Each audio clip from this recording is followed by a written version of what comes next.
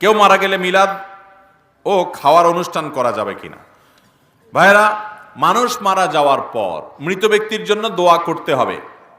আর যেই লোক মারা গেছে তার আত্মীয় স্বজন যারা আছে, তার পরিবারের লোক যারা জীবিত আছে, তাদেরকে এলাকাবাসী খাওয়াইতে হবে। এটা হলো সুন্নাহ।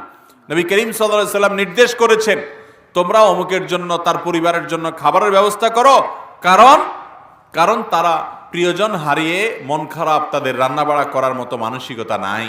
এই জন্য যে মারা গেছে তার পরিবারের লোক যারা জীবিত আছে তাদেরকে বরং এলাকাবাসী খাওয়াইতে হবে। এটা হলো কি সুন্নাত।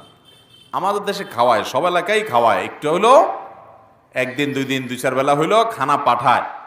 যে বেচারা মরে গেছে আশেপাশ থেকে অন্যান্য ঘরের লোকেরা, প্রতিবেশীরা খাবার পাঠায়।